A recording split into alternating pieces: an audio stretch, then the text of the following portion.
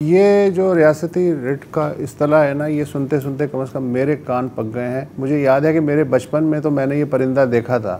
उसके बाद से कई अशरों से मैं इस परिंदे की तलाश में हूँ कि ये गया कहाँ है।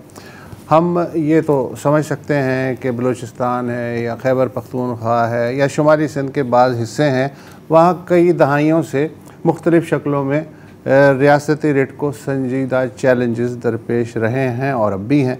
मगर जब हम ध्यान से खुर्दबीन लगा के अगर देखें तो रियासती रिट और गवर्नर्स का बहरान इदारों और समाज की जड़ों में हर जानिब हमें बैठा हुआ नज़र आता है। जिसका जहाँ ज़ोर चल रहा है, जिसकी गोया रिट चल रही है, वो वहाँ सबसे पहले रियासती रिट को पांव तले रोंद रहा है। इस बाबत जो ताज़ा तरीन मिसाल बदअमनी के लिए दी गई है वो किसी पहले से बदनाम इलाके की नहीं है, बल्कि पंजाब से उड़ती हुई हम तक पहुंची है 2 दिन पहले।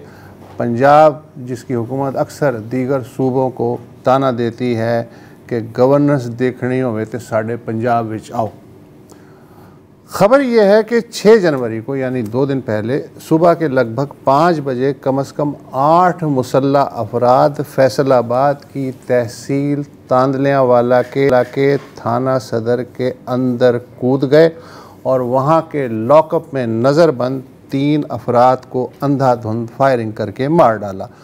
मुलजिमों का जो चौथा साथी था वो शदीद ज़ख्मी हो गया और उसके बाद मुलजिम इत्मीनान से फ़रार हो गए। जो कैदी हलाक हुए उन पर भी अपने हरीफों के 3 अफराद को पिछले साल दिन दहाड़े कत्ल करने का इल्ज़ाम था और पुलिस उनसे तफ्तीश कर रही थी।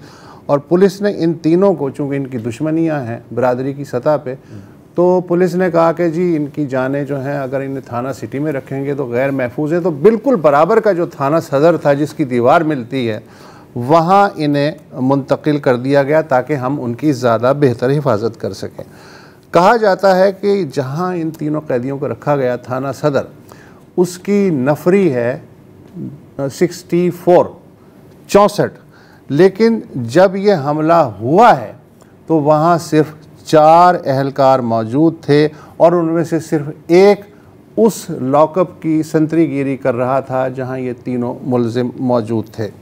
पंजाब पुलिस ने आईजी लेवल पे 3 रुकनी आला तहकीकाती कमेटी तश्कील दी है, मगर पुलिस ने, अजीब बात है कि मकतूलीन के वर्सा की बजाय अपनी मुद्दत में मुकदमा दर्ज कर लिया है। इस पे मकतूलीन के वर्सा को ज़ाहिर है कि एतराज़ है। तांदलियावाला पुलिस के एक अहलकार ने, बीबीसी ने बड़ी अच्छी रिपोर्ट दी है, बीबीसी उर्दू ने, उसने, जो पुलिस एहलकार है उसने बताया कि मुसल्लह अफराद थाना सिटी की दीवार फांद के थाना सदर में दाखिल हुए और उन्होंने सबसे पहले थाने के कमरों और असला खाने वाला जो कमरा है उसको ताले लगाए, फिर मुहर्रिर के कमरे में घुस के फायरिंग की। जहां दो बेचारे अहलकार मौजूद थे तो वो वहां से निकल लिए, रेस हो गए और फिर उसके बाद उन्होंने इत्मीनान से लॉकअप तोड़ के अपना काम अंजाम दिया और अपने हरीफों का काम तमाम कर दिया। सीसीटीवी फुटेज जो है उससे ज़ाहिर होता है कि मुसल्लह हमला आवरों को पेशगी पता था कि थाने में इस वक्त कितनी नफरी मौजूद है और कैमरे सिर्फ थाने के दाखिली गेट पे ही लगे हुए हैं। जिन मुलजिमों को लॉकअप में कत्ल किया गया उन्हें साथ वाले थाना सिटी से यहाँ मुंतकिल किया गया, मगर रोज़नामचे में उनकी गिरफ्तारी का इंदराज हमें नहीं मिलता, ये रिपोर्ट में कहा गया है। हलाक होने वालों का ताल्लुक़ सुखेरा बिरादरी से है और हमला आवरों का ताल्लुक़ खरल बिरादरी से है और उनकी दुश्मनी, कहा यह जा रहा है कि 3 साल पहले खेतों में पानी देने के ट्यूबवेल के झगड़े से शुरू हुई थी। अब तक दोनों तरफ के 8 लोग मारे जा चुके हैं। ये तो है भाई साहब एक रिपोर्ट। जी हाँ जी, कुछ कहना है? नहीं, ये मेरा मतलब ख्याल है आप बताएं। फिल्मी कहानी है, मतलब ये मुझे तो इसमें पढ़ के ये गवर्नेंस और रेट का मसला है ना। रेट का ही मसला है और बाज़ाहिर ये लगता है कि इन लोगों को बिल्कुल बनाकर वहाँ बिठाया गया था और अगलों को कहा गया कि जी आके अपना हिसाब बिल्कुल बराबर कर लो। जितनी नेग्लिजेंस और इनकॉम्पिटेंस नज़र आती है उससे तो यही है कि रेट ऑफ द स्टेट क्या है। और ये कहीं बहुत ही कोई दूर उफ्तादा इलाके में नहीं हुआ है।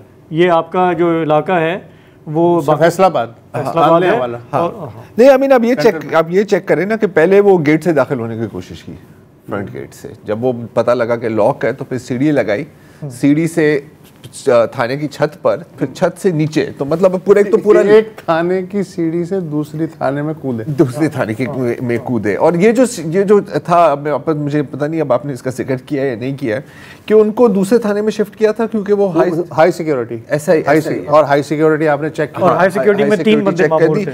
एक बेचारे वहाँ पर पुलिस अफसर वहाँ पर थे, आई थिंक उनका नाम अब यहाँ पर कहीं लिखा हुआ है, कामरान आदिल, और या नहीं, तो उन्होंने वहाँ पर थोड़ी सी जवाबी फायरिंग करने की कोशिश की जब उसने देखा कि मुसल्लह अफराद दाखिल हो गए, ठीक ठाक किस्म के हथियार, लेकिन फिर वहाँ पर ऑटोमेटिक वेपन्स फायर शुरू हुई।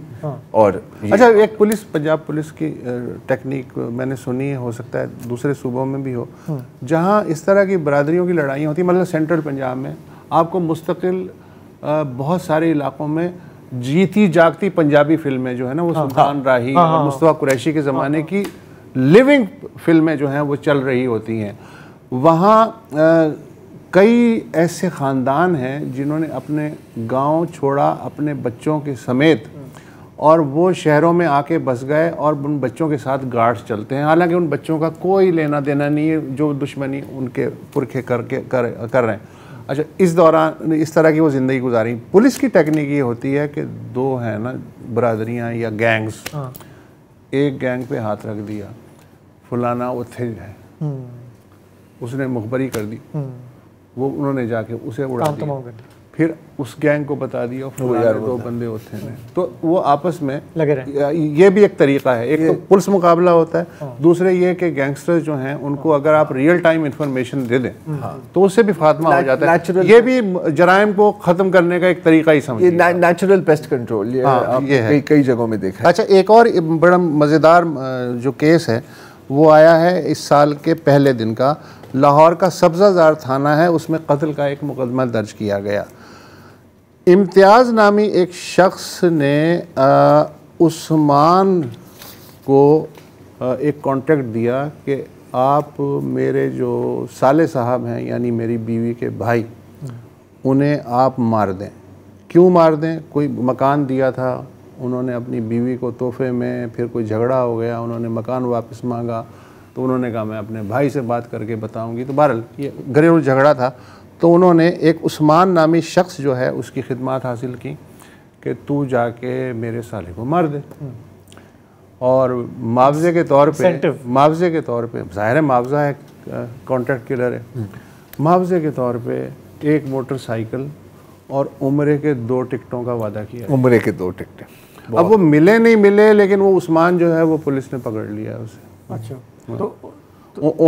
ये कत्ल का मुआवजा है, उम्रे के 2 टिकट और मोटरसाइकिल। अच्छा, मुझे ये बताएं, ये बात कि हमें क्या बताती है कि हम कहाँ खड़े हैं, क्या हो रहा है? मतलब वो अभी भी एक डायलॉग ये बता रहे थे किसी फिल्म का कि चोरी मेरा पेशा है, नमाज मेरा फर्ज है। हाँ, देखिए ये हमारा अब आप इसको एक तरह से पॉजिटिवली इस तरह देख सकते हैं कि चलें दीन और दुनिया को साथ साथ चला रहे हैं आप, ठीक है, एक ये। लेकिन जाहिर है कि जो सबसे बड़ी जो चीज़ नज़र आती है कि आप मतलब हमारे जो माज़रत के साथ दीन की तरफ हमारे जो अप्रोच है वो है रिचुअलिस्टिक, कि अच्छा नंबर्स गेम है, आपने कितने उम्रे की, आपने कितने हज किए, आपने कितनी नमाजें पढ़ी, लेकिन आपके जो अमाल हैं उनका इनके साथ कोई ताल्लुक, उसका ख्याल है उम्रा करके उसे ये कत्ल माफ हो जाए। नहीं, लोग समझते हैं कि नहीं, वो उम्रे से कत्ल माफ नहीं होता। लोग यकीनन ये समझते हैं कि आप हज पर जाएं तो आपका मीटर 0 हो जाएगा, फिर आप नए सिरे से कत्ल, फ्रॉड, चोरी, रेप कर सकते हैं, और फिर अगर बहुत ज्यादा जब बिल बन गया तो आप दोबारा जाके 0 मीटर करा दें। तो ये है वो मैथमेटिकल अप्रोच टू रिलीजन। हमारी कौम के बारे में हम दुआ ही कर सकते हैं कि सिराते मुस्तकीम पे वो आ जाए। हाँ, आपको इंशाल्लाह जब उम्रा की टिकट मिलेगी आप वहाँ जाके दुआ करें।